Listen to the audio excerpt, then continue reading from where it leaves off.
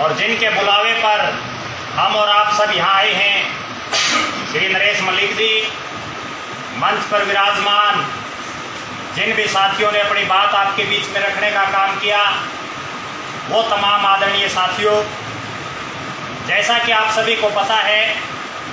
लगभग 1 साल बाद प्रदेश की सबसे बड़ी पंचायत विधानसभा का चुनाव हरियाणा प्रदेश में होने जा रहा है। हो सकता है उससे पहले भी जब देश के आम चुनाव होंगे लोकसभा के, तो उस दौरान भी हरियाणा विधानसभा का उसके साथ भी चुनाव होने की एक संभावना जताई जा रही है। कुल मिलाकर हम ये कह सकते हैं कि लगभग 6 महीने का समय हमारे पास ऐसा है जिसके दौरान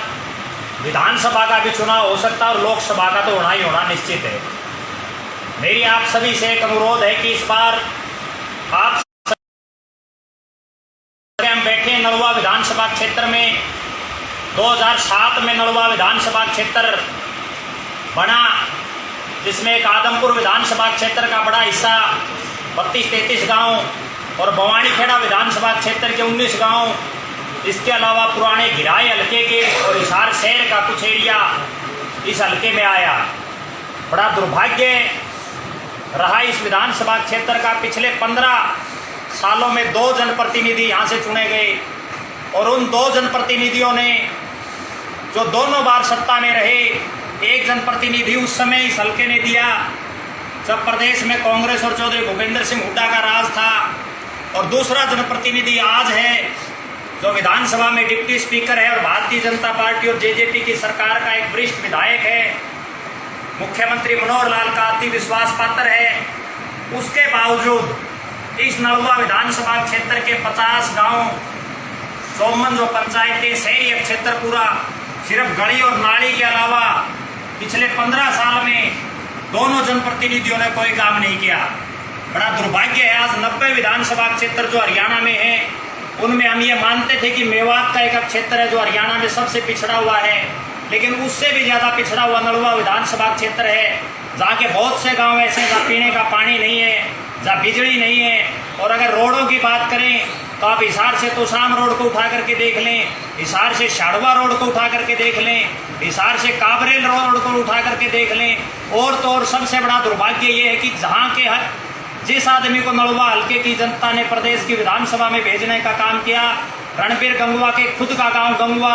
और उसकी ससुराल आर्यनगर, नलवा से और आर्यनगर का रोड जो आदमी नहीं बनवा सकता अपने गांव से और अपनी ससुराल तक का, तो आप अंदाजा लगा सकते हैं कि वो आदमी किस तरह का विकास करेगा। नलवा का जो विधायक है वो पूरी तरह से टोटली बिजनेसमैन टाइप का आदमी है। और आप बिल्कुल दिल से और दिमाग से एक चीज़ उठा करके देखिए, पिछले 15 साल में जो जनप्रतिनिधि रहे हैं, अगर आप में से जितने साथी बैठे किसी का कोई काम उन्होंने किया हो तो आप उनके साथ लगो, इसमें कोई शर्माने की बात नहीं, और लगना भी चाहिए। जिसने आपका भला कर रखा उसके साथ लगो। लेकिन जिस आदमी ने 15 साल में आपका एक काम नहीं किया हो, उससे आगे आप क्या उम्मीद रखोगे। मेरा आप सभी से अनुरोध है, इस बार का जो चुनाव हो उसमें एक ऐसे आदमी को आप चुनने का काम करें जिसकी बाजू पकड़ करके, जिसकी उंगली पकड़ करके आप ये कह सकें कि इस फलाने कागज पर साइन करिए, काम जरूरी है और ये करना चाहिए। एक ऐसे जनप्रतिनिधि को आप चुने जो आपके, जिसके फोन से आपका काम हो सके, ना कि किसी ऐसे जनप्रतिनिधि को आप सुने जब उसके पास जाएं तो वो ये कहे कि मेरे बेटे से मिलो, मेरे भतीजे से मिलो, मेरी बहू से मिलो, मेरी साली से मिलो, मेरे बेटे से मिलो। यहाँ जिस आदमी को हमने वोट दिया है वो अपनी कोई रिस्पॉन्सिबिलिटी नहीं समझ रहा, बल्कि वो अपने जो उसके पारिवारिक लोग हैं, वो जब वो विधायक बन जाता है तो उस समय किसी की साली मैदान में आ जाती है, किसी का बेटा आ जाता है, किसी का भतीजा आ जाता है। इस बार का जो विधानसभा चुनाव होगा वो सिर्फ इसी बात पर होगा कि जिसको वोट दिया जाए वही हमारा जनप्रतिनिधि हो, ना कि उसके परिवार का कोई अन्य साथी। दूसरी बात एक और जो कड़वी जो सच्चाई है वो ये है कि एक ऐसे जनप्रतिनिधि को हम और आप सभी को चुनना चाहिए जिसके दरवाजे को अगर हम खटखटाएं तो वो खुद निकल के बाहर आए, ना कि उसका बहादुर बाहर आए और वो बहादुर ये कहे कि साहब तो अंदर सूतते हैं या साहब तो मीटिंग में बिजी हैं। उन लोगों से भी बचो जिसका जब गेट खोलते हैं तो 4-4 फुट के 5-5 फुट के कुत्ते उनके गेट के बाहर खड़े मिलते हैं, आपको घुसने से पहले वो कुत्ते भौंकते हैं। इस तरह के लोग नलवा विधानसभा क्षेत्र में बहुत से आपको बरगड़ाने के लिए आने वाला जो 1 साल उसमें आएंगे। दूसरी एक और विशेष बात यह है, कि ये हमारे इस नलवा विधानसभा क्षेत्र का एक बड़ा दुर्भाग्य है। यहाँ कोई भट्टू से आकर के अपनी राजनीति चमका रहा है, कोई भिवानी जिले से आकर के अपनी राजनीति चमकाने की कोशिश में है, कोई लोहारू क्षेत्र से आकर के हरियाणा के बिल्कुल आखिरी सिरे से आकर के इस क्षेत्र में अपने पांव जमाने की कोशिश कर रहा है। कई ऐसे नेता भी हैं जो रहते दिल्ली और चंडीगढ़ हैं, लेकिन वो चाहते हैं कि नलवा विधानसभा के सेक्टर 15 में हमने कोठी बना ली और सेक्टर 15 से हमारी राजनीति चल जाएगी। इस बार आप सभी यहाँ मुख्य थे जितने साथी आए हुए उनमें अधिकतर जो है ग्रामीण परिवेश के साथी आए हुए हैं। आप सभी से ये भी मेरा हाथ जोड़ के अनुरोध है कि जो सेक्टर 15 के लोग, जो नेता सेक्टर 15 में रहते हैं और जो जनता की मूलभूत सुविधाओं को नहीं समझ पाते, जो नहीं समझ पाते कि गोरची गावड़ बासड़ा से लेकर के और नलवा बालावास गुंजार धमाड़ा बाटिया बूरे तलवंडी शाड़वा उस क्षेत्र में क्या समस्याएं हैं, वो आपका किस तरह का भला कर सकते हैं। निश्चित रूप से 2024 का जो 6 महीने या 1 साल बाद जो चुनाव होना है, इस बार आप सभी को ऐसी वोट की चोट देनी है जिससे एक साधारण, एक आम किसान मजदूर का बेटा, वो कोई भी हो सकता है, उसको आप चुनावी मैदान में जिताने का प्रयास करें, उसको जिताएं ताकि प्रदेश की सबसे बड़ी विधानसभा में वो आपके हक और हकूक की लड़ाई लड़े। एमएलए बनना कोई बहुत लंबी चौड़ी बात नहीं है, एमएलए 90 बने हुए हैं आज भी, लेकिन बहुत से ऐसे विधायक हैं जिनको उनके हल्के से बाहर भी कोई नहीं जानता।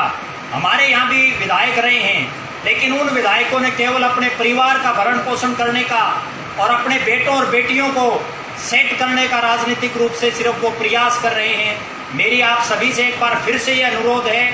कि आने वाले चुनाव में, जब चुनाव होगा वो तो तब की तब देखी जाएगी, लेकिन आज से ही आप एक प्रचार शुरू कर दें कि इस बार जो सेक्टर 15 में रहने वाले स्वयंभू टाइप के जो नेता हैं, जिन्होंने नलवा हल्के को अपनी रजिस्ट्री समझ रखा है, उनको आप सबक सिखाने का काम करें और किसी नए आदमी को, किसी ऐसे आदमी को आप चुनावी मैदान में जिताने का काम करें जो नलवा हल्के के सभी गाँव की, शहरी जो क्षेत्र है उसकी मूलभूत जो समस्याएँ हैं, मूलभूत जो